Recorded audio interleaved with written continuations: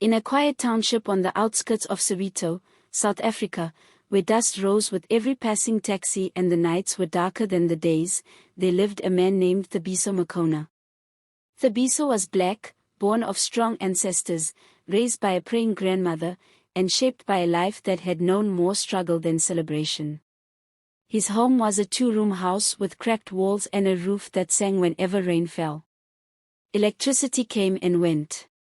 Hope, however, felt like it had left for good. From the outside, Thabiso looked like many men you might pass on the street, head lowered, shoulders heavy, eyes distant. But inside him lived a quiet war. He had once been a dreamer.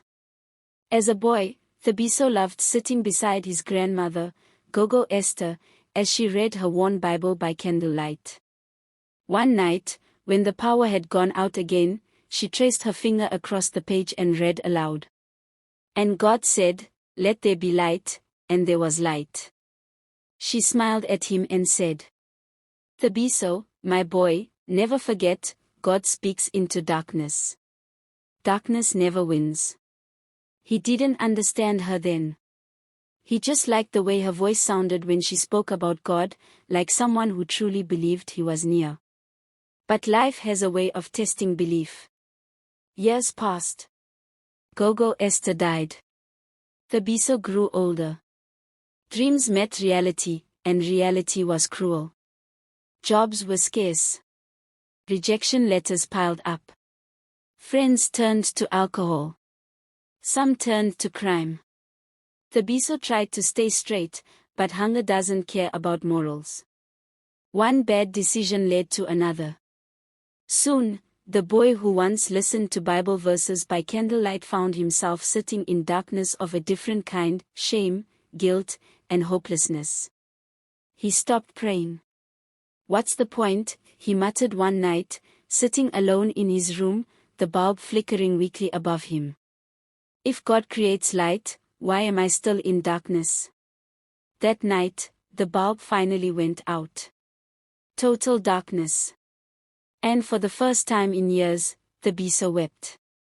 Not the soft tears of sadness, but the broken sobs of a man who felt forgotten by heaven.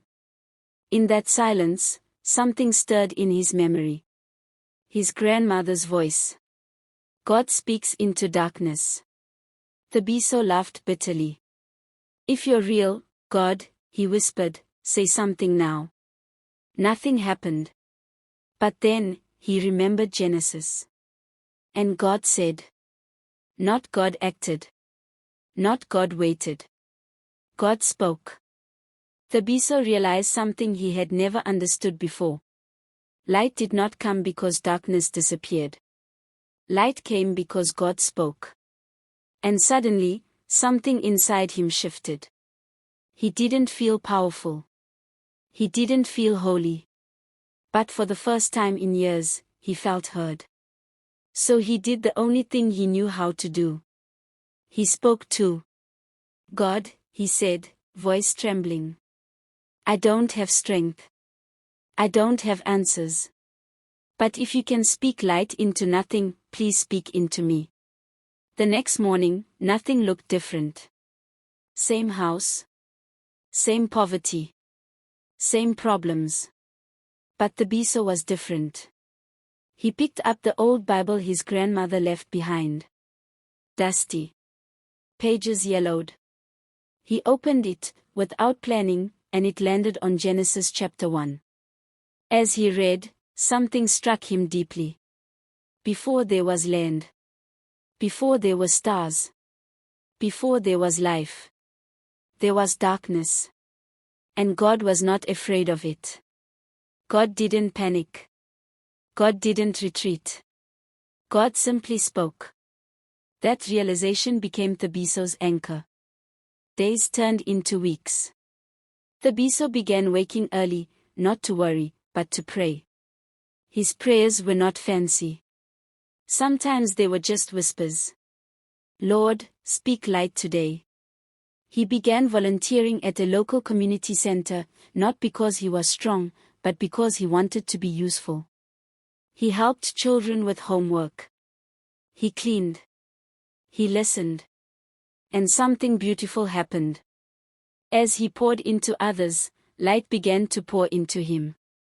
One afternoon, a woman at the center noticed how patient he was with the children and offered him a small job, just part-time, barely enough.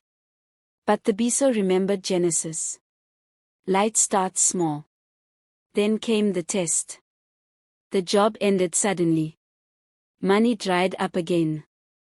Doubt returned like an old enemy. That night, sitting in darkness once more, the Biso opened the Bible again and read. And God saw that the light was good, and he separated the light from the darkness. He realized something powerful. God never promised that darkness wouldn't exist. He promised that it would not define him. So instead of giving up, the Biso kept moving. He studied. He prayed. He trusted, sometimes with tears streaming down his face. Months later, the same woman from the community center called him. A full-time position had opened. Not just any job, but a leadership role helping troubled youth. When Thabiso hung up the phone, he fell to his knees. God, he whispered, you really do speak. And in that moment, he understood Genesis 1 in a way he never had before. Creation wasn't just history. It was pattern. Darkness, God speaks, light appears, life follows. Today, the Biso stands before young men who remind him of his past. He tells them his story, not as a hero, but as a witness. He says to them, you may be in darkness now. But hear me, darkness is not the end of the story. God still speaks. And every time he says it, somewhere, quietly, invisibly, light is born again. If you are listening to this and your life feels dark, if you feel forgotten, if your faith feels weak, remember this. The first thing God ever created was light, not because darkness was gone, but because his word is stronger than darkness. And the same God who said, let there be light, is still speaking today. Maybe he is speaking to you.